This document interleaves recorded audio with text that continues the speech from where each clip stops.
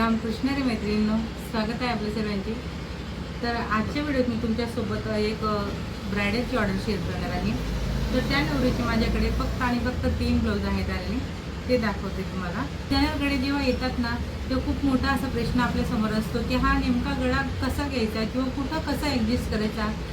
असं तुमच्यासोबत पण होत असेल तर हा जो काही व्हिडिओ आहे तो पूर्ण शेवटपर्यंत बघा, म्हणजे तुम्हाला व्यवस्थित करणार आहे। बॉर्डर आहे ना, एकदम भरगच्ची बॉर्डर आहे आणि साडीला देखील असंच वर्क आहे पूर्ण बॉर्डरवरती।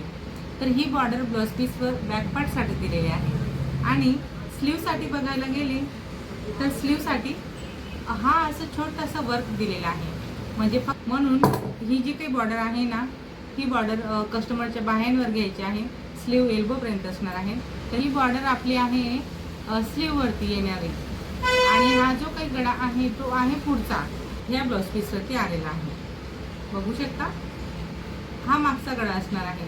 तर आता कस्टमरचं माप खूप छोटा आहे आणि हा एवढा मोठा गळा आपण कसा ॲडजस्टमेंट करणार हे सर्व काही तुम्हाला बघायला मिळणार आहे। आणि तर बघा, स्लीव जी आहे ना ती मी प्लेन कापडावर बनले आणि स्लीवची जी ही बॉर्डर आलेली आहे ही एक बाहीसाठी तशीच ही दुसऱ्या बाहीसाठी। तर ह्या बॉर्डरचा वापर करत मी फ्रंटच्या चौकोनमध्ये गळा बनवणार आहे। खूप सुंदर असं हे ब्लाउज पीस आहे। तर ह्या अशा ब्लाउज पीसचा आपण वापर अशा वेगळ्या पद्धतीने पण करू शकतो का, हेच मी तुम्हाला इथं दाखवणार आहे। तर बघा, सर्वप्रथम तर आपल्याला डिझायनर गळे आलेले असतात ना, त्यांची गड्याची रुंदी चेक करायची असते। आता याची गड्याची रुंदी बरोबर 6.5 इंच येते आणि माझ्या कस्टमरचं जे माप आहे ते एकदम छोटंसं माप आहे, म्हणजे खूप कमी माप आहे, 30चंच माप आहे। तर 30च्या मापानुसार 13.5 इंच तयार उंची हवी कस्टमरला, त्याप्रमाणे मी इथं फ्रंट तसंच बॅकची मार्किंग केलेली आहे। तर मी शोल्डर घेतलेला आहे, इथं टोटल बरोबर 5.5चे शोल्डर घेतलेला आहे, कारण गड्याची रुंदी मी थोडी ॲडजस्ट करणार आहे। माप खूप छोटं असल्यामुळे, लहान माप असल्यामुळे आपल्याला गड्याची रुंदी जास्त ठेवता येत नाही आहे, म्हणून अशा पद्धतीने मी इथं बॅक पार्ट आणि फ्रंट पार्टची मार्किंग केलेली आहे। फ्रंटमध्ये उंचीला बॅकहून 1/2 इंच वाढवलेला आहे आणि इथं प्रिन्सेस कटचा आकार मी दिलेला आहे। नेहमीप्रमाणे मी खूपच व्हिडिओमध्ये तुम्हाला प्रिन्सेस कट ब्लाऊजची कटिंग आणि स्टिचिंग दाखवलेली आहे, त्याचप्रमाणे मी एकदम स्मॉल साईजचे हे जे काही ब्लाऊज आहे ते तुम्हाला इथं कटिंग करून दाखवते। तर एक सोबत मी ह्या नवरीचे 2 ब्लाऊज आहे, म्हणजे 3 आहेत ना तसे, तर ते एक जे आहे ते लग्नाचं ब्लाऊज मी बाजूला ठेवलेलं आहे, कारण ते पूर्ण डिझायनर आहे, ते मला वेगळंच कटिंग करावं लागेल। आणि हे 2 ब्लाऊज आहे तर मी दोघांची कटिंग एकावर एक ठेवून करून घेते, कारण दोघांसाठी बॅकनेक मटका गळा असणार आहे। जरी आपण बघितला ना, ब्लाऊज पीसवर मटका खूप मोठा आलेला आहे, तर एवढा जर का मटका घेतला मी जेवढा आलेला आहे तेवढा, तर कस्टमरचं जे ब्लाऊज आहे ना ते पूर्ण बॅकलेस असणार आहे, म्हणजे तिचा पूर्ण जो आहे ना पाठीचा भाग तो पूर्णपणे ओपन दिसेल आणि तसं घ्यायचं नाही आहे, म्हणून आपण आपल्या पद्धतीने मटक्याचा गळा इथं घेतलेला आहे। तर आता आपण बॅकची कटिंग केली, त्यानंतर फ्रंटची कटिंग करत असताना फक्त हे जे ब्लाऊज आहे ना वरचं जे अस्तर दिसते तुम्हाला, त्याच ब्लाऊजचा चौकोन गळा घेणार आहेत आणि दुसरं जे मरून कलरचे ब्लाऊज आहे त्याचा आपण पान गळा घेणार आहेत, म्हणजे दोघी ब्लाऊजांचे फ्रंटचे नेक चेंज असणार आहेत, मागचा मात्र मटका आहे आणि पुढचे दोघांचे गळे वेगवेगळे असतील। यासाठी मी तर कट लावून घेते की जेणेकरून खालच्या कापडावर आपल्याला मार्किंग मिळेल की गळा उंचीला किती घ्यायचा, अशा पद्धतीने। ओके, आता हा चौकोन गळा जसा होता मार्किंग केलेला तसाच मी कट केलेला आहे। फ्रंटसाठी चौकोन गळा देखील खूप सुंदर असा तयार केला जातो। तर इथं आपलं जे आहे ना तर बॅक आणि फ्रंटचे अस्तर मी कटिंग केले दोन्ही ब्लाऊजांसाठी। आता हा जो काही आहे तो, जसं की मी तुम्हाला म्हटलं, आपल्याला दोन्ही ब्लाऊजांसाठी सेम मटक्याचाच गळा घ्यायचा आहे, म्हणून मी सोबत कटिंग करून घेतली।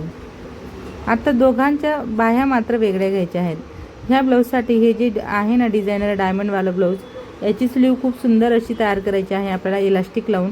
त्यासाठी बघा मी खाली एक सरळ मार्किंग केली, 7.5 वर पॉईंट लावत इथं बरोबर 3 वर पॉईंट लावला, म्हणजे उतार दिलेला आहे। बाहीची घडी घेत खाली दंड घ्यायच्या निम्मे प्लस 2 इंच, अशा पद्धतीने आता आपण इथं बाहीचा आकार देऊन घेतोय।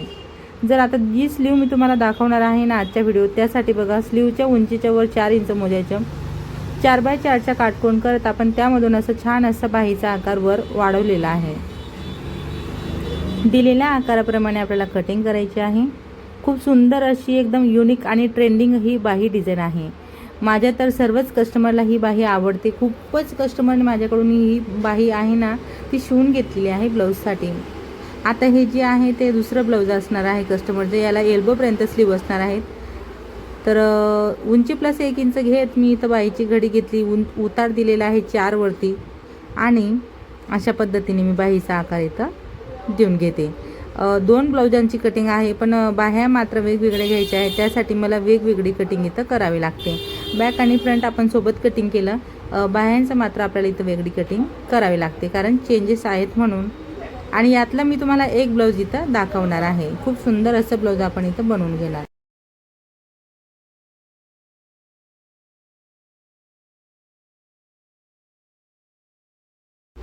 तर हे बघा, आता हा जो काही डिझायनर गळा आहे ना, त्याला आपण अशा पद्धतीने घडी घालणार.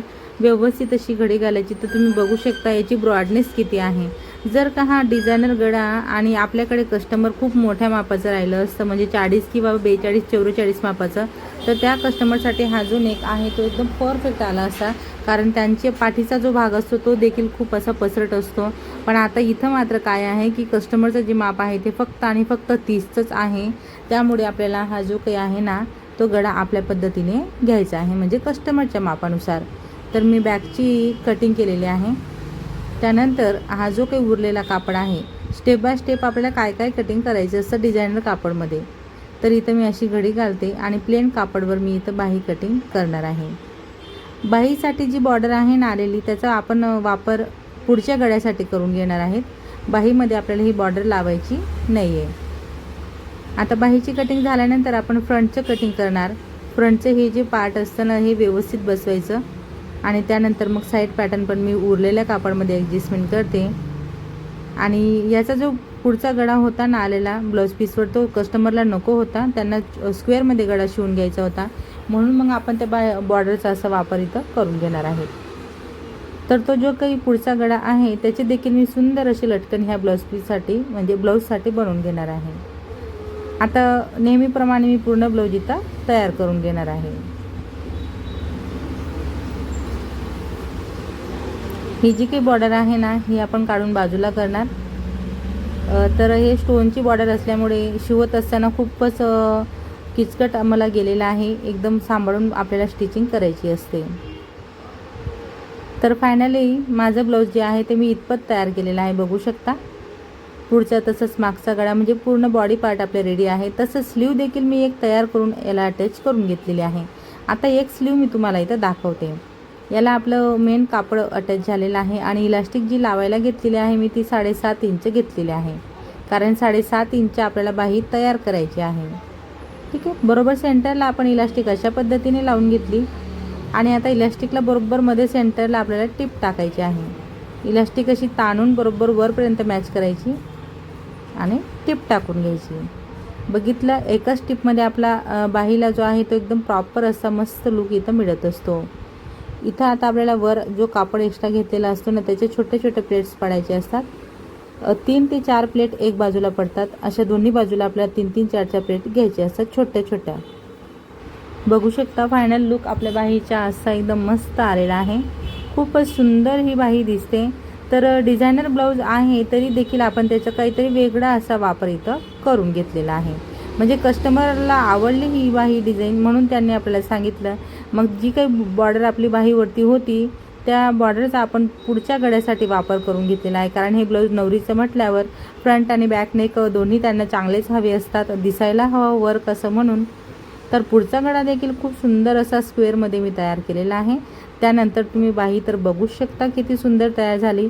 जरी का आपण इथं बॉर्डरचा वापर केला नाही तरी देखील बाही आपली खूप सुंदर अशी डिझायनर आपण इथं तयार करून घेतलेले आहे. तर आता नेहमीप्रमाणे मी संपूर्ण ब्लाऊज इथं तयार करून घेणार आहे.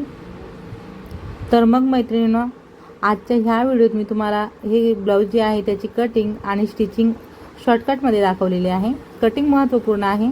कशा पद्धतीने तुम्ही कटिंग करू शकता आणि त्यातल्या त्यात गळे असे येतात तेव्हा तुम्ही त्यांचा वापर कसा करू शकता. ठीक आहे ना. तर अशा पद्धतीने आपलं हे ब्लाऊज पूर्णपणे तयार झालेलं आहे. आजचा व्हिडिओ तुम्ही माझा पूर्ण शेवटपर्यंत बघितला त्याबद्दल तुमचे सर्वांचे खूप खूप धन्यवाद. असेच माझे व्हिडिओ बघत चला, मग मला सपोर्ट करा.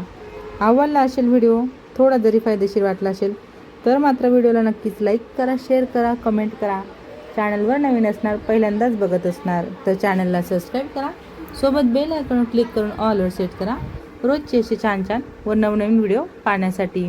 चला तर मग भेटूया आपण पुढच्या एक छान अशा व्हिडिओत आणि नवीन डिझाईनसोबत. धन्यवाद.